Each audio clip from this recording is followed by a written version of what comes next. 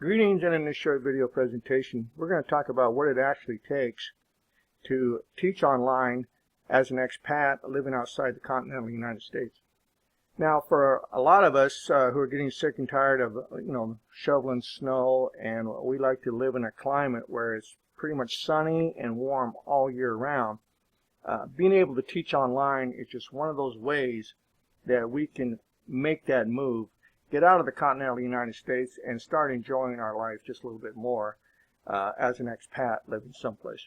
Now, you can do this anywhere you want as long as you can afford it, right? So what does it take?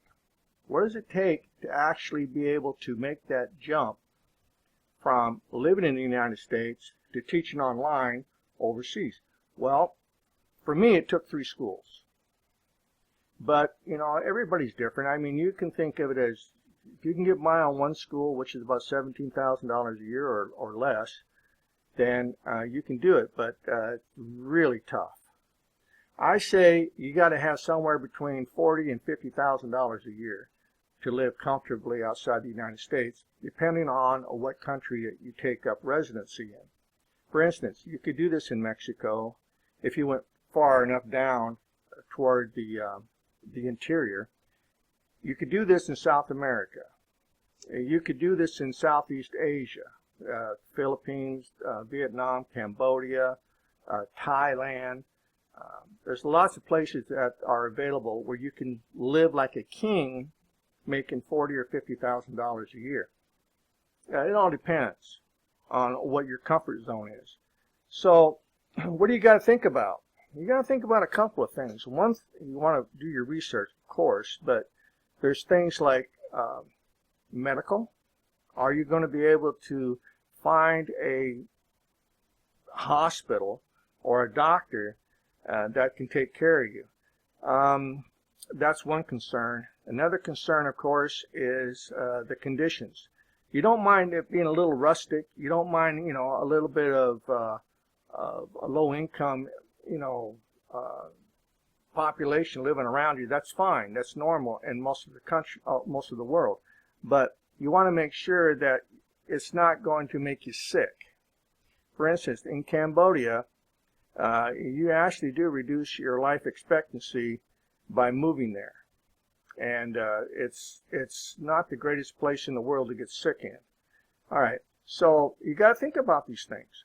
Now, you also have to think about other parts of the infrastructure, such as running water, the availability of good, clean drinking water. You have to think about electricity. You don't want to live in a country that has rolling blackouts. You don't want to do that. You won't be able to get any work done. All right? So you got to find yourself a country or a part of a country that has a good infrastructure. The other thing is the quality of the internet. There's a lot of countries that have very poor internet, and they have one line.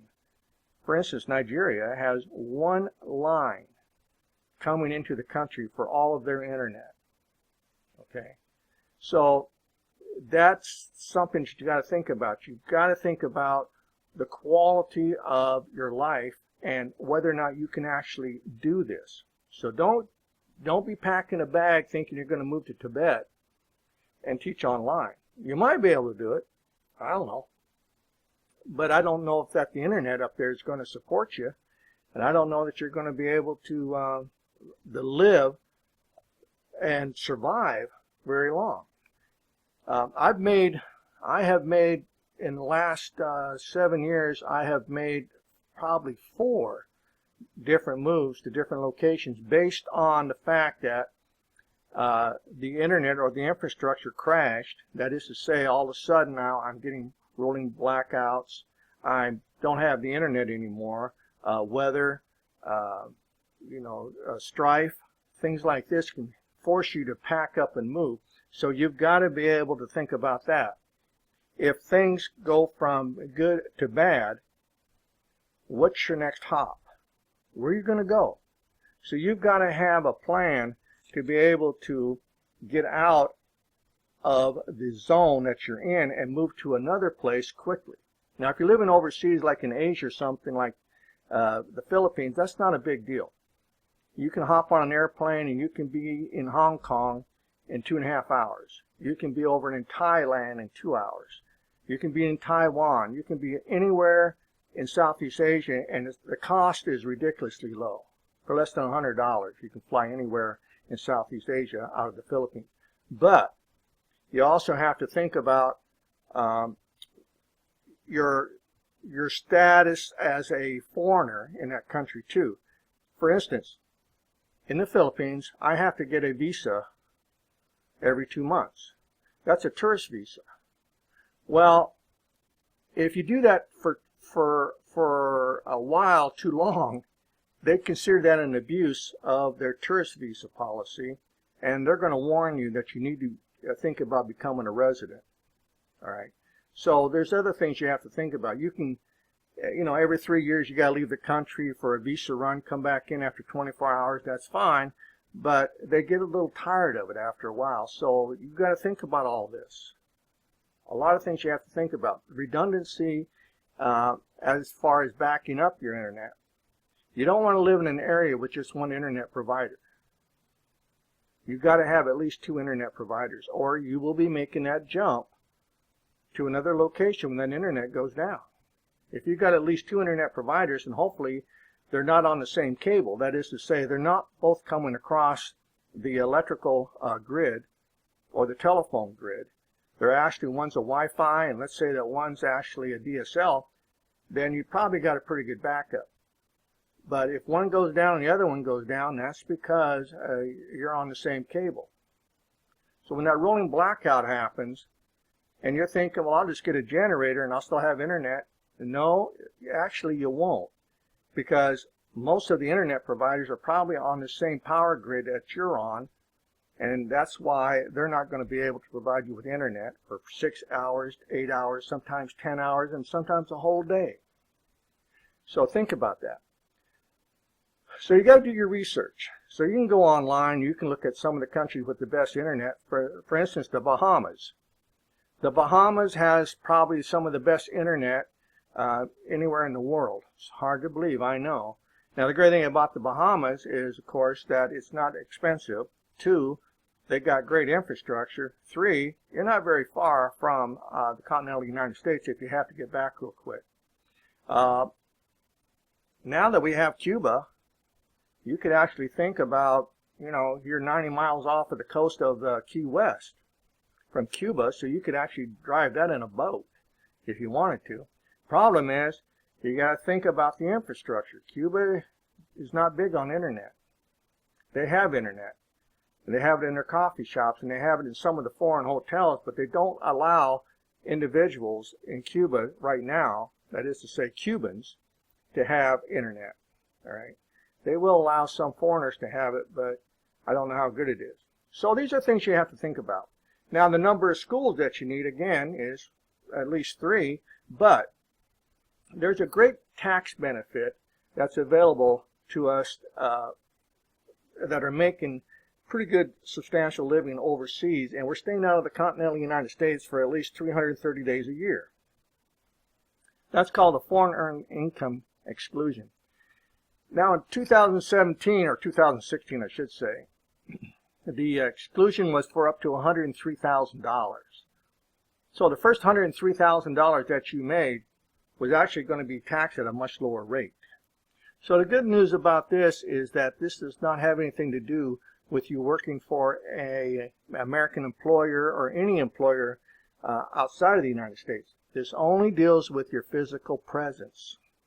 So as long as you're physically not present in the United States for 330 days a year, then you can find yourself eligible for this Foreign Earned Income Exclusion. Pretty nice deal. Probably one of the best deals that the IRS ever came up with. They don't usually give money back so freely, but for those of us who are living overseas outside the United States for an extended period of time for our vacations, then this is something we want to look into. I filed for this in 2016, and that's because I found out about it. But if I wanted to, I could go back at least 3 years. But I'm not going to do that because that can trigger an audit. And if it triggers an audit, then you're going to have to make that trip back to the States and sit down in front of some IRS employee employee, and you don't want to do that. Okay, so the other thing is make sure that you do take out enough money each year for your taxes, because I have seen this rule change. It used to be a flat rule where the first $100,000 was excluded from taxes altogether. Then they suddenly changed the rule to where the first $100 and some odd thousand was now going to be taxed at a much smaller rate. But if you're making a $200,000 or $300,000 a year overseas, and you're taking this, and they change the rules on you like that, suddenly you're faced with a $40,000 bill from the IRS.